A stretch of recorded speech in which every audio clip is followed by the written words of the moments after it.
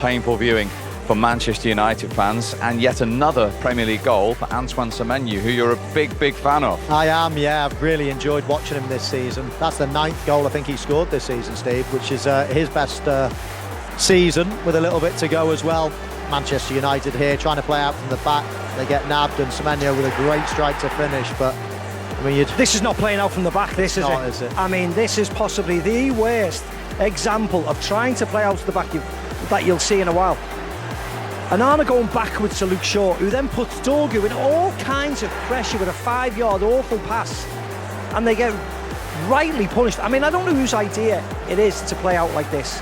If it's the managers he needs talking to, if it's the goalkeepers he needs hitting, because it's an atrocious way of giving the opposition leeway and getting them on top in a game like this. And listen to this, that is the 21st time in the Premier League this season that Manchester United have gone a goal down.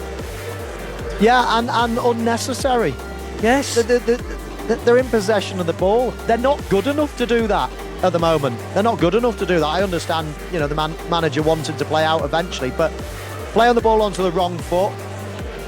Luke Shaw then playing the ball into somebody that's got no chance of going anywhere. Just knock it down the line, go back to the goalkeeper.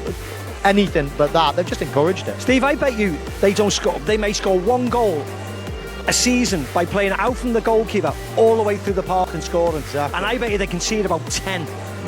Let's have a look at the one and only chance they had, really. Alejandro Garnacho towards the end of that first half. He probably, again, looks their most likely source if there is one. Yeah, and the most creative aspect of Manchester United for a long time has been this guy, hasn't he? Bruno Fernandes. And that's a beautiful ball. And it doesn't get the credit it deserves. You don't focus on the pass because it ends up wide. Garnacho, listen, the goalkeeper saves it, so you can't be too critical.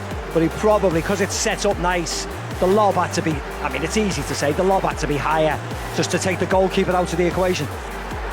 Yeah, not much more he could do really in terms of his choice. Stretching, the ball's high, he can't do anything but try to lob him. As Maka said, it's just the execution. But just going back to it, I mean, how easy Manchester United give goals away. If they're going to score here, they'll have to work hard for a goal.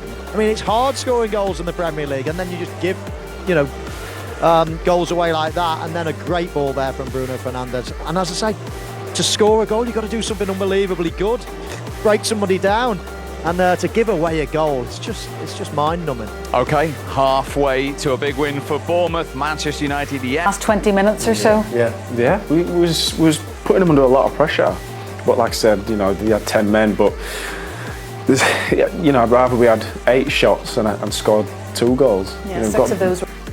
We've got to be more clinical. There's no point having all the shots and not scoring the goals. It's just, you know, you don't win games by. How many, Fraser, how many world-class saves did Kepa make in the second half? How many saves did he make? Yeah, he made a few saves. But, you know, saves he should have saved. Yeah, not world-class ones. No. You got to be Just testing. doing his job, wasn't it? Yeah, Doing his job, yeah. But you know what I mean? I mean, as I say, I thought we dominated second half play and we created a few chances, but with the clear-cut chances, Alan, that's what I'm trying to say. You know, we should be creating more for me, and we should be scoring more, and we're not at the minute. Well, a point's a point today, because can you imagine going to Bilbao, losing that game? Yeah. Exactly. I mean, we would have been hammered. It's going to be interesting, isn't it, to see what he does with that team, especially for the likes of Luke Shaw playing 99 minutes in the end today. I think we'd said at half-time, you know, he might only get 60 to 70 minutes, have a bit of a rest in his legs. Yeah, especially with him saying, you know, it was a bit of a risk for Luke to be starting today. You'd have thought that.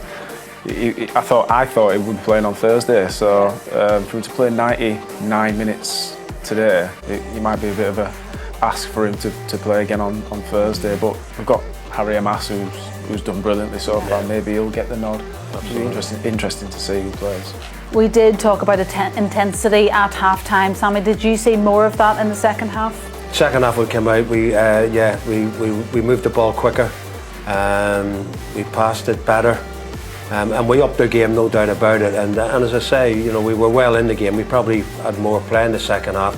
Bournemouth, I know, hit the post with a free kick, but other than that, it was mostly what United were doing with the ball. And as I say, just that final third just keeps letting us down at the end of it. But we did enough in the game to come out with something, which we did today. Yeah, and so did they. That is the first time Bournemouth have hit the 50-point mark in their history in the Premier League, so they'll be pleased with getting a point today. Yeah, we said before the game, didn't we, that they've been on such a good run. up until January time and dropped off a little bit of late. But you know, on a whole, I think they'll be very happy with how the season's progressed for them. Well, if they win, Fraser, they could have won 8th. For Bournemouth to be 8th. Yeah, exactly. Unbelievable. You know, they've got aspirations of going in Europe, which is, you know, you wouldn't think, you might not have thought that at the start of the season. So yeah, they've had a good season and they play some good football. Let's talk red cards. I think you both agree that the first one probably was more of a red card than the second one, but the second one did get given on a challenge against Mazraoui. Were you surprised about that one, Sammy? I mean, we could look at it, Helen, as we did, and the lad did slip into the tackle. Yeah, you've seen his left foot kind of going beneath him. His left foot, definitely, but his legs did come up and they clattered him, there's no doubt about it, and they looked at it. And I thought to myself, I said to Fraser, the time this is taking, and if he goes to the screen, they're going to send him off, which they did. But I actually think the first one was worse than the second one, and I just thought he evened up there. I thought VAR and the referee evened up the first one not being a sending off, that he had to send him off. Yeah. It was only surprising for me, the second one, because he didn't give the first one.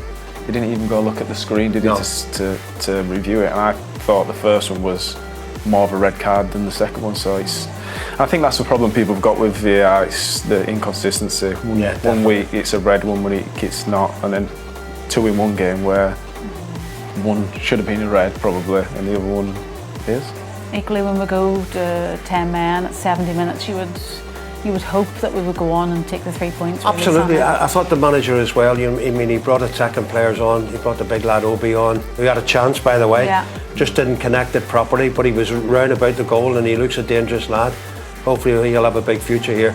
I just thought, like, maybe the substitutions for me might have been a wee bit sooner with the forward players, because we were the ones who were going to have all the ball, and you get your creative players on like Ericsson. You know, Mount came on and did okay. I just thought maybe a wee bit sooner for me. But as I say, that's the manager's decision, and we came away with something. We did talk a lot about Mount before the game. What did you make of the performance he put out there today? Yeah, it was positive. You know, everything that you'd expect from him over the years. You know, his high energy. He put his body around the pitch. He had a chance right at the end that was, you know, he was unlucky not to score. But yeah, I think we just need to give him a bit of time. Hopefully he stays injury free and he can, you know, bring his best game to United, because I think he's a quality player. We've just not had a chance to see him. He needs a run of games, Alan. Yeah. Simple as that.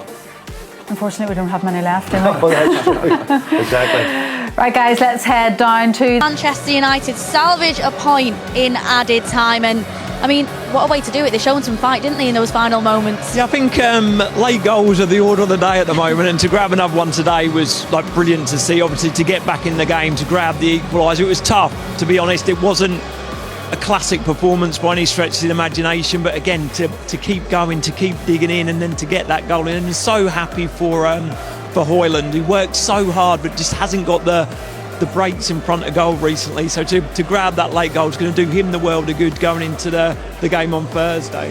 It is indeed. And you look back at this performance, as you said there, it's not a performance to shout about, that's for sure, but the way that we salvage a point really tells this team that if you fight, you will get the point.